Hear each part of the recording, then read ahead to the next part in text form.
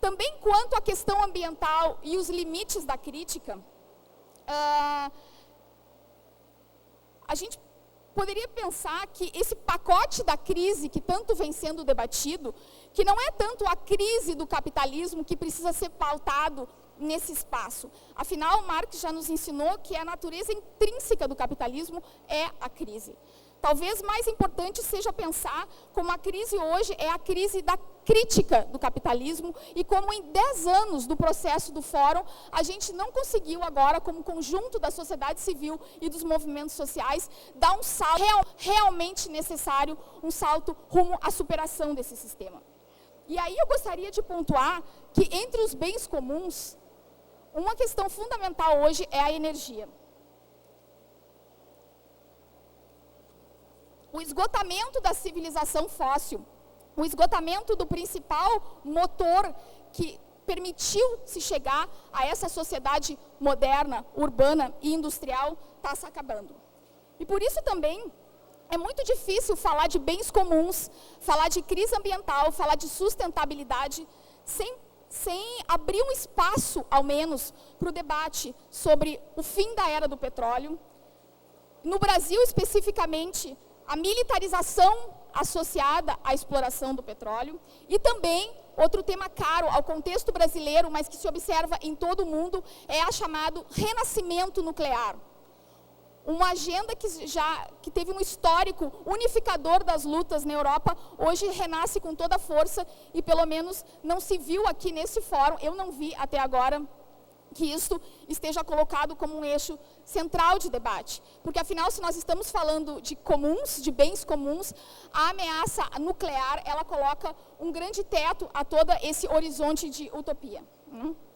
Bom, voltando, então, ao tema ambiental, né, a essa perspectiva de uma epistemologia ambiental, e como isso se insere no fórum hoje, e como isso precisa ser contextualizado na definição rápida de um novo regime de privatização, acesso, controle e uso dos bens comuns.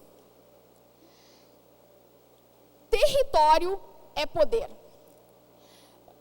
Nos últimos, pelo menos 20 anos, existe um corpo substantivo de crítica radical do capitalismo, a partir de uma matriz marxista, se assim se quer, que reconceitualiza, que recoloca a dimensão de que é impossível pensar a política e pensar os grandes movimentos de expansão da lógica do capital, de expansão da mercantilização, sem pensar isso enraizado e fincado no território.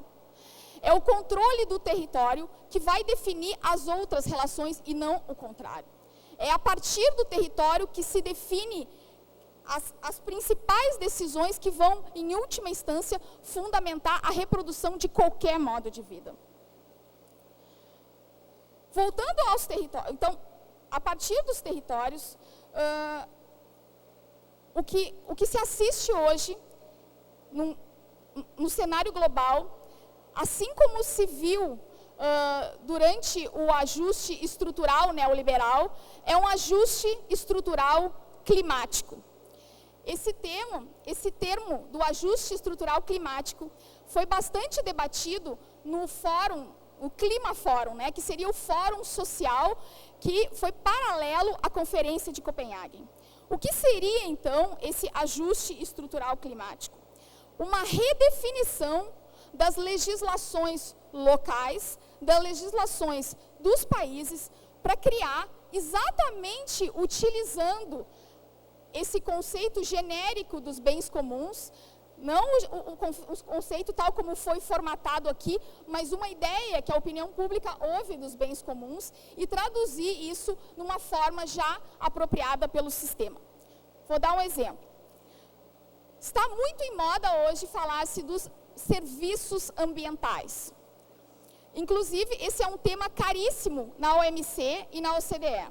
Hoje se discute como uma pauta séria do comércio mundial, como vai ser regulado e institucionalizado o comércio internacional de bens e serviços ambientais.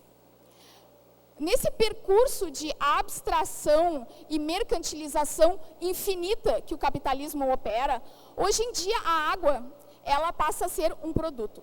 A biodiversidade também é um produto. Mas, além disso, temos os serviços ambientais. As florestas passam a ser prestadoras de serviço no momento que elas sequestram o carbono e que elas contribuem para o ciclo hídrico e de renovação das águas e evaporação. Também se fala muito hoje que as florestas, elas são responsáveis por abastecer os rios voadores que acabam fazendo chover sobre os reservatórios das hidrelétricas e assim contribuem para a matriz elétrica. Aí também se inserem coisas mais bizarras, como, por exemplo, a polinização. As abelhas, hoje, também elas prestam o serviço de polinização. Como que as abelhas serão pagas por esse serviço, nós não sabemos, né? O que se sabe é que, tal como a legislação vem se cristalizando, há uma disputa entre quem é o recebedor dessa grande economia verde que a teoria, que as grandes instituições multilaterais começam a se dar conta, aliás, já se deram conta há algum tempo, e começam a tornar lugar comum. No Brasil, nós temos hoje em curso uma definição de pagamento por serviços ambientais, que me parece, até o momento, está à margem do debate profundo e radical dos movimentos sociais e da sociedade civil. Pois então, durante o ajuste estrutural que resultou, as reformas neoliberais que aglutinaram, no primeiro momento, o fórum social, um tema central era a propriedade intelectual. O marco da propriedade intelectual era par e passo com a biotecnologia, a forma como se implementou no ordenamento jurídico nacional dos países, que se cobre royalties, que se tenha uma agricultura controlada pelos transgênicos. Pois bem, hoje, de maneira similar, se tem a instauração de um novo paradigma dos direitos do carbono, ou seja, não mais a terra, não mais uma propriedade intelectual, que poderia ser comum, uma propriedade intelectual do trabalho dos agricultores, mas uma propriedade, um direito de propriedade, que está sendo inventado, que está sendo criado sobre essa economia verde, essa apropriação de toda a função da natureza. Eu só tenho 2 minutos aqui. Bom, gostaria então de encaminhar, né, não para a conclusão, mas para abrir o debate, que é um tema de agenda fundamental, não subestimar a capacidade de apropriação do capitalismo das ideias. Ou seja, quando esse prêmio Nobel é concedido a uma cientista política que é a teórica dos bens comuns, a gente vê também como ela é convidada agora de todas as reuniões do Banco Mundial e de vários eventos das pessoas que defendem essa outra concepção de bem comum, que poderíamos identificar com um rótulo, né, do ambientalismo de mercado. Talvez seria importante lembrar que a concepção de bem comum também precisa ser avaliada a uma luz crítica, que ainda, por mais que isso represente um avanço e uma pauta de debate e de luta e de estratégia para os movimentos sociais, ela ainda assim reflete uma concepção, uma ideia de posse, de patrimônio e de bem. Ela ainda é apropriação. Talvez seria oportuno aqui relembrar as palavras do Leonardo Boff, relembrar a ética do cuidado e qual é a relação, qual é a prioridade que a humanidade tem em relação ao conjunto da natureza. Então, eu gostaria de encerrar colocando que espero que isso seja um tema fértil de debate de aqui para frente, que tanto o capitalismo verde e a sua materialização, como as estratégias do New Green Deal, elas passam pelo Estado, elas passam pela estrutura jurídica, elas passam pela regra da lei, pelo império da lei. E se faz agora, urgente, como bem colocou o Pat Money, de atentar, sobretudo, como essa estratégia hoje tem um alvo muito específico.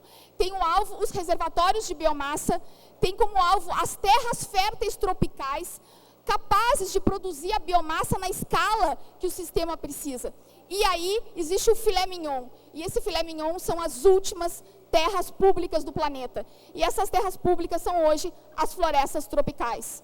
Não é coincidência, então, que no Brasil hoje, o desmonte do Código Florestal e a MP 458, hoje transformada em lei, que regulariza as terras na Amazônia, é a maior transferência de terra pública para o mercado da história recente. Não existe em lugar nenhum uma quantidade de terra que em um ano vai ser entregue para o mercado internacional nesse contexto. Então, esse é um debate central para todos os movimentos e para a sociedade civil brasileira. Obrigada.